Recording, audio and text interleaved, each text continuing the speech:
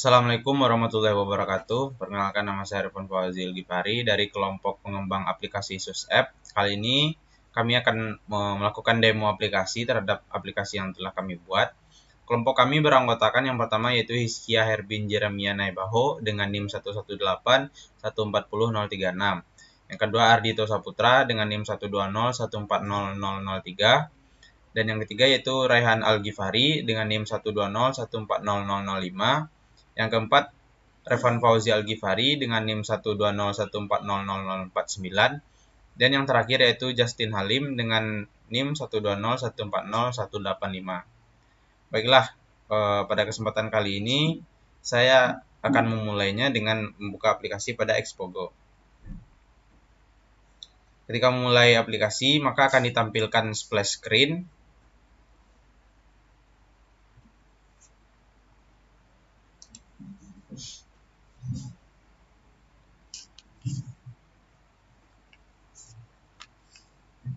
Pada saat awal dijalankan, aplikasi masih melakukan bundling.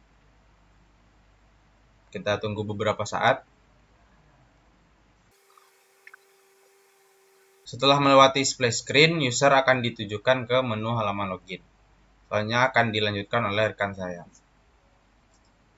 Baik, selanjutnya akan dilanjutkan oleh saya, Ardito Saputra. Di sini saya akan menjelaskan tentang UI login screen dan register screen. Pada login screen ini pertama saya membuat state yaitu email dan password. Untuk nantinya akan dimasukkan nilai email dan password. Pertama di sini ada view text header yaitu login.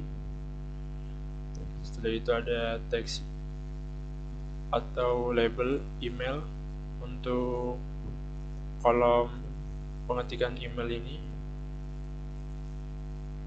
Setelah itu ada field atau kolomnya.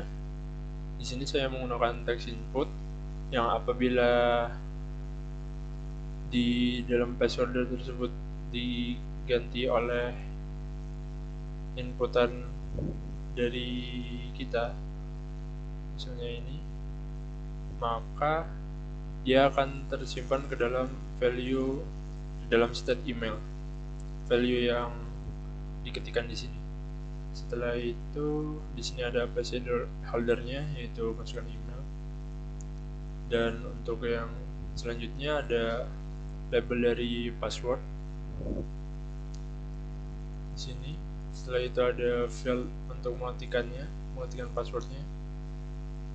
Di sini sama seperti untuk mengetikkan email. Di sini ada unchanged text value set state password untuk memasukkan value ke dalam state password ini. Setelah itu ada placeholder-nya, masukkan password. Setelah itu di sini ada security text yang apabila diketikkan maka akan tampil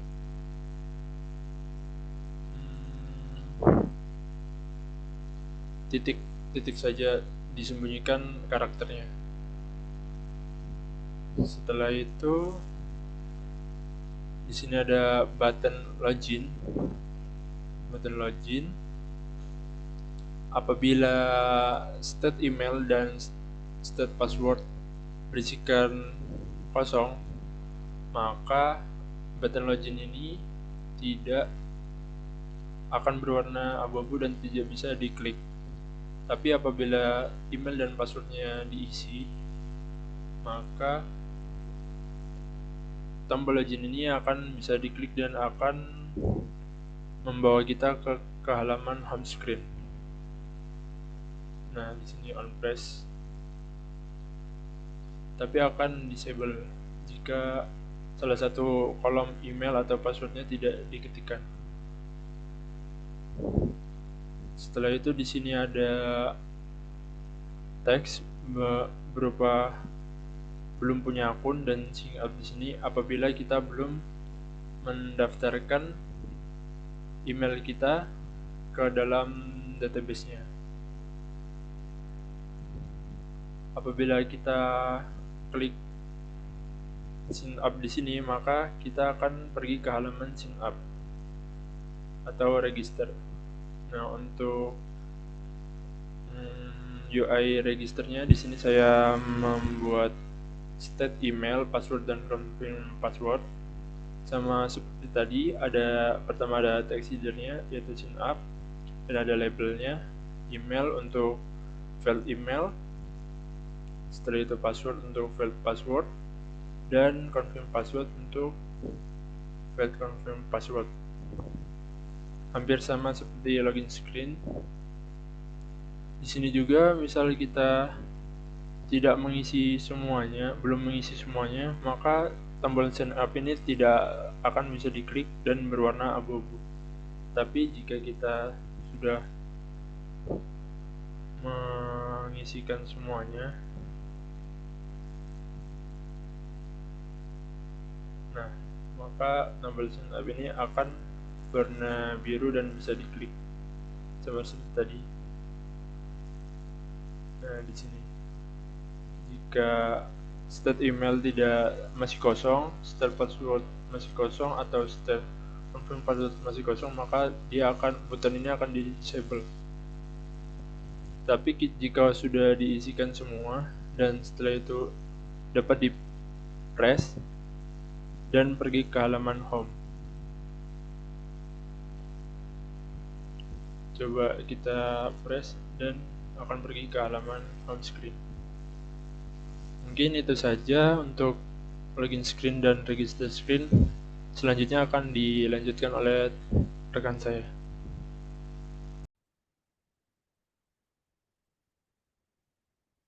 Oke, di sini saya akan menjelaskan tentang kode yang ada di home screen. Di sini terdapat sebuah Hello Dylan yang dibuat menggunakan teks biasa, yaitu menggunakan view dan teks, yaitu mempunyai teks yang beda, Hello dan Dylan. Nah, dan teks nama usernya. Nah, di sini saya punya ngeset stylenya itu dua yang berbeda. Yang satunya itu header teksnya kita pakai bold, yang satunya yang subnya pakai bold, yang headernya tidak. Nah, setelah ini dibungkus dengan view, di desainnya kan kita ada sebuah user profile. Di user profile itu artinya kita akan membuat sebuah view baru lagi dan dilapisi dengan image. Saya membuat view ini agar lebih mudah membuatnya. Jadi view digunakan untuk mengatur posisi dan image di stylenya itu untuk mengatur bagaimana bentuk style dari image tersebut. Nah, habis itu dibungkus dua ini, yang teks dengan image dibungkus dengan eh, view yang mempunyai stylenya flag direction row, yang mana ngebuat dia menjadi baris flex directionnya. Terus kita buat justify containnya space between biar dia kiri ke kanan. Setelah itu ada text input, di mana text input ini terdapat masih kosong, masih belum bisa melakukan apa-apa, namun hanya sebuah desainnya saja. Setelah itu ada most popular famous brain, yang ini saya ngebuatnya dengan eh tanpa menggunakan dummy data, langsung pasang saja. Setelah itu ada ya ini, setelah itu ada recommended space yang di bawah ini ada sebuah scroll view yang ada flat listnya. Di dalam flat list ini eh, kita menggunakan this state sus data, yang sus datanya itu data dari state sus, yaitu ini yang nantinya akan kita render menggunakan function render item. Jadi kita ngebuat sebuah desainnya dulu satu, yang mana kita akan ngebuatnya itu berdasarkan item.image. Setiap bagi item dot apa sesuai dengan eh, kebutuhan. Contoh ini butuh teks item.rating, ini untuk item.rating dipasang sini. Di sini juga saya menggunakan image.background agar bisa membuat rating pada gambar seperti gambar berikut. Oke, dengan menggunakan scroll view juga akan membuatnya bisa dilakukan scroll. Setelah itu ada navbar. navbar di sini saya juga yang membuatnya dengan menggunakan eh, membuat biasa seperti ada view, style navigation container dilapisi dengan navbar. Navigation container ini untuk ngebuat sebuah state-nya ini saya stylenya absolute, absolute center dia tempat tertengah dan memberikan space bottomnya 10. Terus habis itu di sini ada navbar ya. Navbar ini untuk kita desain bagian navbar ya. Yang punya text directionnya row agar bentuknya itu baris. Nah, setelah itu di sini setiap dari buttonnya itu saya pakai on press props this props navigation navigate yang ke home, transaksi, story dan wishlist. Nah, saya membuat pengakalan dari penggantian warnanya yaitu setiap penggantian screen artinya aset yang digunakan pun akan diubah terbalik seperti itu. Makanya akan berubah setnya. Dan setelah itu saya membuat bagian detail screen juga. Di sini detail screen ini terdapat sebuah eh, gambar yang mana gambarnya itu sudah saya apabila kita memilih sesuatu seperti Nike Waffle One itu akan masuk ke data Nike Waffle One. Kenapa bisa begitu? Saya menggunakan di dalam flatlistnya itu apabila di press maka kita akan mengirimkan dot get press-nya ini. Apa itu fungsi dot get press-nya? Get press itu adalah fungsi yang mana desktop navigation yaitu ke detail dan mengirim data-data yang diperlukan seperti item.name, item.image, price, detail, rating, name, type product dan sebagainya yang mana akan diterima oleh route. Nah, di sini kita buat route-nya, masukin semua nama-nama dari itemnya dan route.param. Oke, setelah itu setiap bagian ke image-nya kita asetnya itu langsung menggunakan dari apa yang sudah dilempar dari pas kita melakukan on press tadi. Kayak item.image, kita isinya item.image, back ya kita kasih eh back, habis itu item type, dan dan seterusnya sampai data yang diperlukan. Ya. Nah, di sini juga saya membuat sebuah tombol back yang mana akan navigasinya ke home seperti itu. Dan juga di sini saya membuat sebuah tombol wishlist yang mana bisa berubah warnanya menjadi satu wishlist walaupun belum berubah seperti fungsi, cuman sudah berubah sebagaimana tombolnya berubah dengan menggunakan berubahnya itu saya menggunakan set color. Colornya itu saya buat true ya di sini. Setelah itu saya buat sebuah data yaitu number yaitu satu. Setelah itu di bagian dari touchable opacity yang love itu saya buat sebuah num plus plus yang mana numnya itu akan menambah satu gitu. Jadi apabila dia tidak sama modulus 2 sama dengan nol maka dia false, setnya ini true gitu. Nah, habis itu di image-nya kita ngebuat sebuah ternary operator. Jadi apabila dia true dia masuk love, apa false itu love press gitu.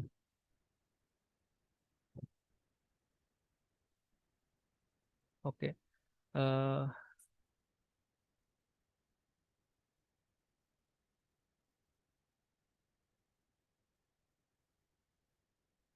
oke, sekian penjelasan saya. Dilanjutkan dengan penjelasan berikutnya. Oke, jadi saya di sini akan menjelaskan tentang user profile page atau screen user profile. Jadi di screen user profile ini sementara saya masih menggunakan view image dan text, jadi masih berbentuk statis. Jadi di sini saya menaruh source-nya di dalam assets, source gambarnya. Lalu ini yang pertama itu adalah button-nya, button back adalah ini. Lalu profile ini adalah ini. Habis itu ada nama user, yaitu di sini ada emailnya, dan itu teksnya ada di sini. Kemudian ada image-nya, image dari user, yaitu image ini. Kemudian ada aktivitas saya, uh, indentation dan marginnya itu saya atur menggunakan CSS di bawah codingan ini. Lalu ada wishlist. Wishlist ini masih berbentuk statis sehingga masih belum bisa ada interaksi sama sekali, masih dalam bentuk teks dan view. Kemudian ada pesanan, pesanan di komplain. Kemudian ada bantuan dari Sescare. Di sini juga masih berbentuk statis semua, pilihan dari aktivitas serta pusat bantuannya. Dan juga masing-masing dari pilihan tersebut memiliki uh, gambar yang uh, mewakili pilihan-pilihan tersebut. Contohnya seperti wishlist, yaitu gambar hati, dan sebagainya. Ini. Dan ini adalah CSS yang telah saya buat di bawah codingan JavaScript saya. Di sini saya mengatur marginnya dengan menggunakan top left dan juga fontnya dengan manual. Font yang saya gunakan adalah font family Poppins, dan colornya saya menyesuaikan dengan teman-teman saya. Sekarang kita masuk ke order. Jadi di dalam order ini sama seperti user profile, semuanya masih berbentuk statis, dan rencana saya akan menggantinya menjadi bentuk yang lebih dinamis. Yang pertama itu ada button-nya, sudah pasti button yang ada di sini. Dan saya masih menggunakan gambar biasa, masih belum bisa diklik atau diinteraksi. Dan di sini ada nama dari produk, dan ada gambar minus dan plus, yaitu ini, yaitu jumlah dari produk. Kemudian ada harga, size dari produk yang masih berbentuk statis. Kemudian ada promo code di sini. Ini bisa berbentuk dinamis dengan menggunakan form. Dan kemudian ada juga button apply. Di sini ada button buat pesanan. Mengapa di sini warnanya abu-abu? Karena uh, saldo yang dimiliki dari user yang ada di page ini masih belum mencukupi untuk membeli produk yang ada. Kemudian ada button wishlist. Kemudian ada alamat. Alamat di sini juga masih berbentuk statis. Saya akan ke depannya akan saya atur menjadi dinamis. Dan di sini ada total tagihan, total harga, dan ongkos kirim. Dan di bawahnya ada CSS-nya. Ya, saya mengaturnya dengan manual, yaitu dengan height, width, top, right button.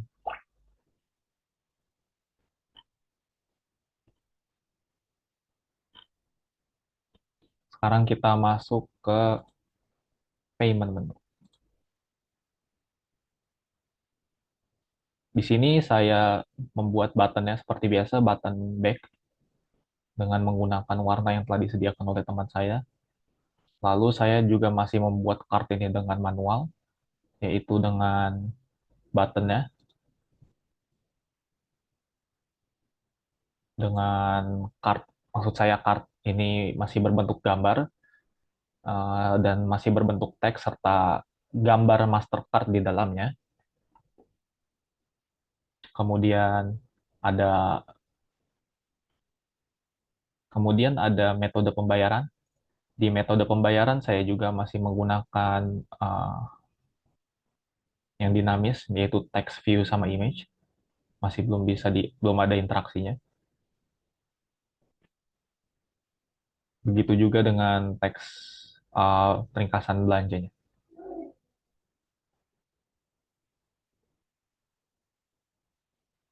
Dan di sini adalah CSS yang saya gunakan.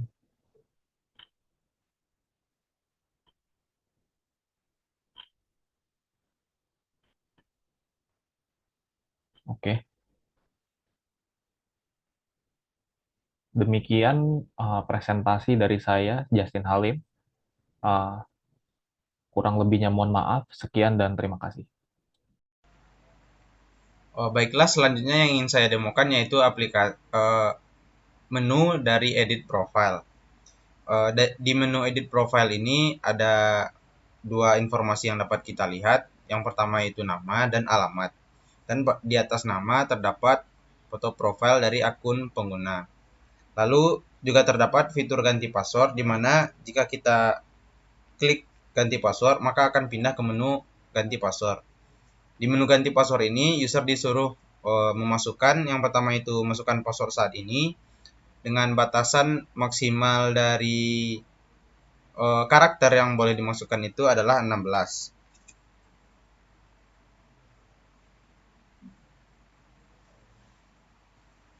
Lalu untuk memasukkan password baru, di sini juga ada fitur untuk merefill password, di mana misalkan kita masukkan password kita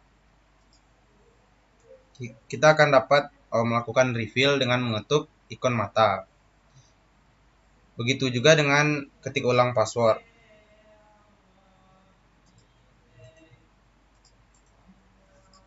Setelah itu, jika kita sudah yakin untuk mengganti password, kita dapat mengetuk ganti password.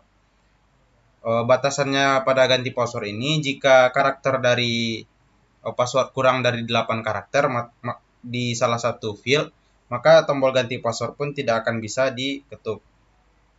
Contohnya seperti ini. Baiklah, jika sudah mengetuk ganti password dan password pun telah sukses diganti, maka akan muncul tombol back to home dan user akan diarahkan kembali ke menu utama. Baik, selanjutnya akan dilanjutkan oleh saya, Adit Saputra.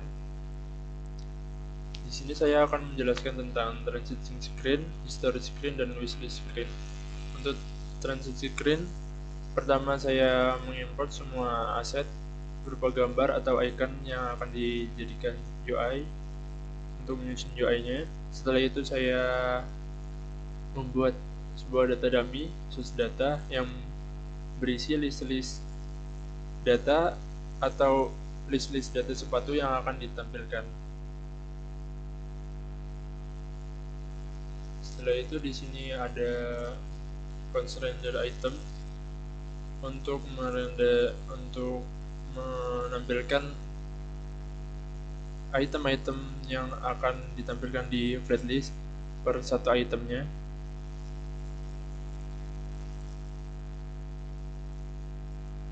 Pertama di sini ada image background yang berisi item image dan juga star dan rating. Image background ini jika di UI-nya ini akan ditampilkan seperti ini. Gambar sepatu ini merupakan item image-nya. Setelah itu bintang ini merupakan icon star-nya, dan ratingnya itu rating 4/5-nya ini merupakan item dari rating dari data yang sudah dibuat tadi sebelumnya. Setelah itu di sini ada view untuk item name. Untuk di sini item name ini akan menampilkan teks berupa nama sepatunya yang diambil dari data dummy juga. Setelah itu ada di sini untuk view item price dan juga item type. Item price yang berupa harga dari sepatunya, dan item type yang sepatu ini merupakan type men's atau woman. yang diambil juga dari data dummy-nya di atas. Setelah itu di sini ada view minus untuk menambahkan icon minus ini yang nantinya akan bisa diklik dan mengubah angka 1 atau jumlahnya ini. Tapi di sini saya belum menambahkan fungsi untuk menambahkan atau mengurangi jumlah itemnya ini. Jadi saya di sini masih menggunakan teks yang konstan. Setelah itu di sini ada icon plus yang ini untuk nantinya dapat menambahkan itemnya ini.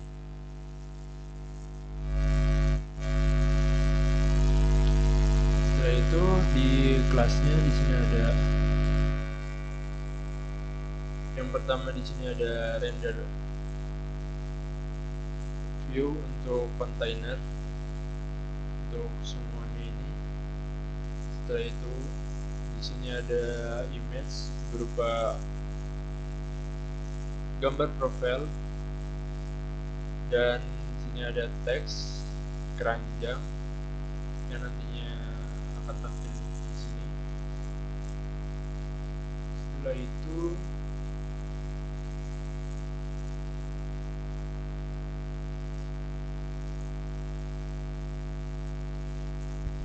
item yang telah dibuat tadi atau isi dari flatlistnya akan dirender satu persatu yang menghasilkan sederetan list seperti ini, sederetan item seperti ini dari data dummy yang ada di sini. Baik, selanjutnya itu ada view untuk tombol checkout yang ini yang nantinya bisa ke UI dari order screen. Setelah itu di sini ada view untuk menampilkan navbar. Di sini jika kita mengepres image home, maka kita akan ke home screen.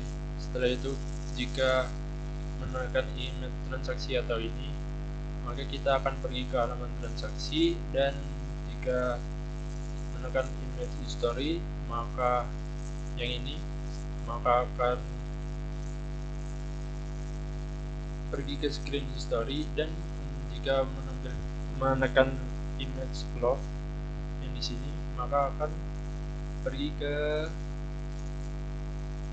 screen wishlist. Oke, mungkin itu yang bisa disampaikan pada screen transaction. Untuk screen history hampir sama seperti screen transaction, tetapi di sini yang membedakan adalah listnya.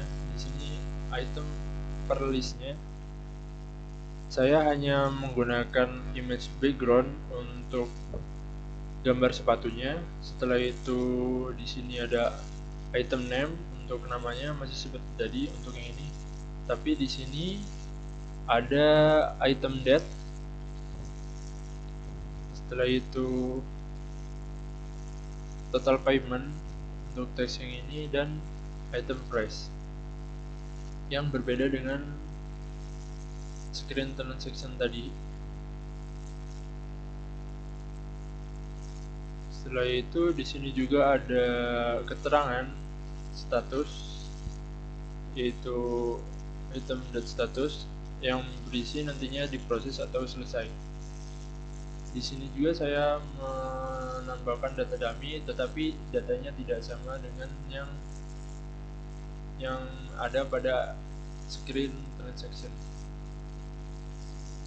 Untuk lainnya masih sama seperti yang tadi. Di sini ada history untuk menampilkan teks history ini. Setelah itu image, foto profile, dan ini untuk merender list-list dalam flat list, item-item dalam flat list. Setelah itu di sini ada bagian navbar, sama seperti navbar pada bagian transaction dan home screen.